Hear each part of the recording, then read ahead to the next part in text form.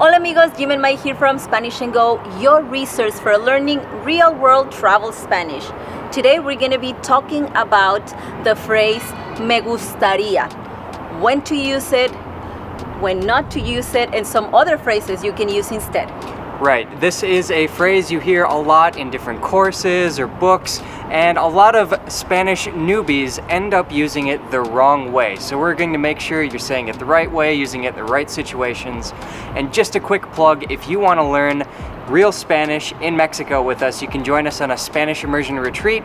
It's a small group immersion program that we've created where you get to learn about the culture, the traditions, and the food, all with us in Mexico. We'll leave a link for that in the description. So what does me gustaría mean? It means I would like. Now, this phrase is, like Jim was saying, very commonly used in textbooks where they try to teach you Spanish. And yes, the translation of me gustaría is I would like, and it makes sense that if in English you use I would like at a restaurant, that you could also use it at a restaurant in Spanish, but that is not always the case. So this phrase, we use it to talk about more general desires or wishes in Spanish. For example, I can say, este año me gustaría ir a España. This year, I would like to go to Spain. So it's a more general thing that I would like to do. I don't know if tomorrow, today, but it's a bigger wish. It's not very commonly used at a restaurant because at a restaurant you usually have less options. You have a menu and from there you can choose what you want. But many waiters and waitresses use it because they want to make you feel like they could give you whatever you want, which is not always the case. Right. Yeah, so what you're saying, Maya, is before you go to a restaurant and someone asks you, hey, what do you want to eat? You could say, me gustaría, because it's general. Your options are basically limitless, right? You haven't decided what you're going to eat yet. Me gustaría pizza, me gustaría comida china. You could have anything and you want to communicate that to your friend, like, oh, I would like this over that. But once you actually get to a restaurant, it's not common to say me gustaría because your options are fixed. Usually what's on the menu is that, and that's it. But here, a big but. When is it okay to use it? For me, me gustaría sounds very formal. Like if you are at a very fancy restaurant and they ask you, ¿le gustaría un vino? And then you want to feel more like at the level of the event you are at, you can say, ay, me gustaría una copa de vino tinto. I would like a glass of red wine. And then it's like, yeah, fancy. But how many times do travelers go to like super fancy restaurants when they're visiting a country? Not very often. And yeah, kind of what you're saying, Maya, I think is at a really nice restaurant, oftentimes you can ask for something that maybe isn't on the menu. And that again opens it up to the me gustaría. If you could have anything, what would you want?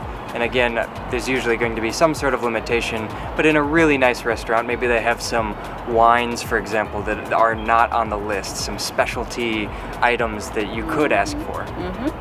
So now let's move on to the phrases you can use instead. And the first one I'm gonna tell you is me da, por favor, or me das, por favor. Which means, can you please give me? Now notice how I said this phrase kind of like a question there. Me das? And then whatever you want to order. For example, me das las enchiladas rojas, por favor?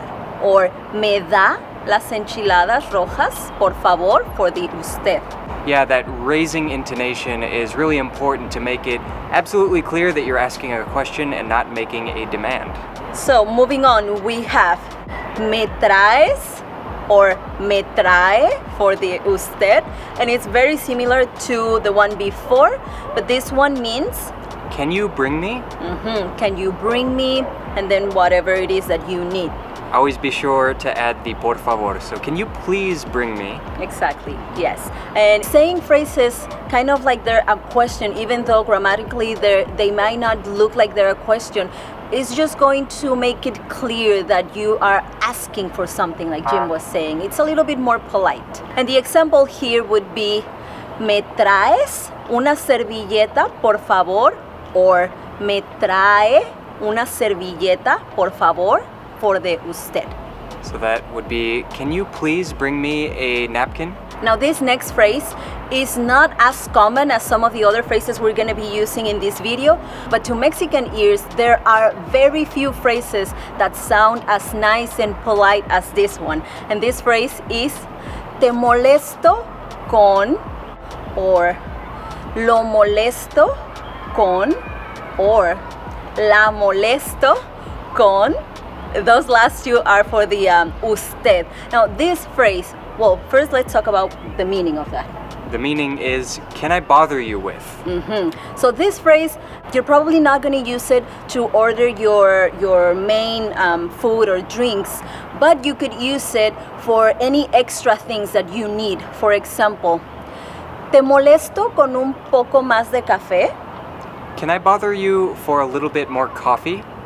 Or lo molesto con un poco más de café, or la molesto con un poco más de café. The next phrase is a very common and simple phrase that we use. It might sound a little bit weird in English, the translation, but it is voy a querer. And I don't think it's that weird sounding if you say, I'm gonna want. So, voy a querer los chilaquiles verdes, por favor. I'm gonna want the green chilaquiles, please. Now the next ones are three words that we don't always use, but that they are important for you to know. Quiero, dame, and tráeme. And for dame, you could also say deme for the usted, and tráigame with traer for the usted. Now these phrases are not all that common in Mexico because they sound way too like demanding, maybe. Yeah. At restaurants it's not as common, but you would find, or you're going to hear these phrases a lot more often on the street at maybe like a taco stand. Yeah, or any other place where you can order food to take out. Yeah, with really quick transactions, right? Where people are going up, they're placing their order, they're paying, and they're out. So for these phrases, something that I think is really important is that if you really want to just use quiero or dame or tráeme, make sure you're adding por favor. This is going to make these phrases a lot less rude sounding, because in Mexico, like I said in our how to order coffee in Spanish video, we are not that direct. We like to sugarcoat phrases. If someone just comes to a restaurant and says, dame tres tacos, it's like, yeah, por favor helps everything. So the meaning of these phrases are, quiero, I want. Even in English, that sounds like, I want sounds like a child. Say, mommy, I want this. But again, add that por favor, helps a ton. Dame, give me, again, sounds a little childish. Maybe all of these do. And then tráeme, maybe that just sounds like, an authoritative figure. Give me, or sorry, bring me this, as if you're king of the castle and you want them to bring you whatever you ask for. But again, just add that por favor and make sure you're using these in those quicker transaction environments. And even if you are, let's say, at a taco stand, if you really want to use any of these three words, maybe you should wait until the person giving you the food asks you something. For example, like the taco stand situation, you can get there and say, ¿me da unos tacos, por favor? Like the first phrase we used, ¿me da unos tacos, por favor? And then your taquero guy is going to ask you, ¿de qué los quiere? Right? What kind of tacos do you want? And so then you can say, quiero dos de pastor y uno de asada, por favor. And then you can use quiero. And another tip is, if you hear somebody before you using it, that could also be a good cue to know that it's okay in that situation to say, dame por favor. Moving on, the next phrase we have is te encargo or le encargo for the usted. Which roughly translates to, can you bring me? Now, this is fairly specific to Mexico, but you'll hear it all throughout the country. And this is one of those phrases that you're not very likely to find in a textbook, but that you are gonna hear a lot when traveling in Mexico because it's so widely used there. So, le encargo or te encargo. And this one you can use it for anything you need at a restaurant. So let's say, le encargo una limonada. Can you bring me a lemonade? Or te encargo otro tenedor. Can you bring me another fork? The next phrase is va or van a ser. Which means it's going to be. So this phrase is used when you are going to order more than one thing at a time. Let's say that you are in a hurry and you want to order your drink and your main dish all together at once.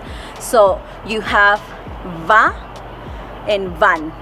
Now the difference here is that you're gonna use va a ser when the first thing you are ordering is a singular noun. For example, va a ser una torta vegetariana y un jugo de naranja. It's going to be a torta and an orange juice. On the other hand, van a ser, you use it when the first thing you're ordering is a plural noun. For example, van a ser dos quesadillas y un licuado de fresa. It's going to be 2 quesadillas and a strawberry smoothie. And before we get to our last phrase, don't forget to like and subscribe for more travel and Spanish tips. Now the last phrase is very easy, very simple. Para mí. For me. Yes. Now this is used when you are eating with another person or with more than one person and it is your turn to order.